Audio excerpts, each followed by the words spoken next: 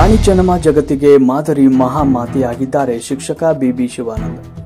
ಕಿತ್ತೂರು ರಾಣಿ ಚೆನ್ನಮ್ಮ ಅವರು ಜಗತ್ತಿಗೆ ಮಾದರಿ ಮಹಾಮಾತೆಯಾಗಿದ್ದಾರೆ ಅಂತ ಶಿಕ್ಷಕ ಬಿಬಿ ಶಿವಾನಂದ ಬಣ್ಣಿಸಿದರು.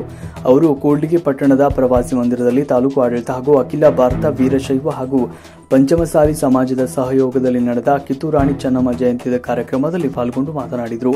ರಾಣಿ ಚೆನ್ನಮ್ಮ ಅವರು ಅಂತಃಕರಣ, ಆಡಳಿತ ವೈಖರಿ, ದೇಶಭಕ್ತಿ, ನಾಡಿನ ಬಗ್ಗೆ ಹೊಂದಿರುವ ಪ್ರೇಮ, ಪ್ರಾಮಾಣಿಕತೆ, ನಿಷ್ಠೆ ಅವರ ಆದರ್ಶ ಗುಣಗಳು ನಾಡಿನ ಮಹಿಳೆಯರಿಗೆ ಮಾತ್ರವಲ್ಲ, ಜಗತ್ತಿನ ಎಲ್ಲ ಮಹಿಳೆಯರಿಗೆ, ಎಲ್ಲ ವಯೋಮಾನದವರಿಗೆ, ಎಲ್ಲ ವರ್ಗದವರಿಗೂ ಮಾದರಿ ಮಹಾಮಾತೆಯಾಗಿದ್ದಾರೆ. ಅವರು ಧೈರ್ಯ, ಸಾಹಸವಂತರು ಮಾತ್ರವಲ್ಲ, ಚಾಣಾಕ್ಷರು, ಮಹಾಮಾನವತಾವಾದಿಗಳಾಗಿದ್ದರು.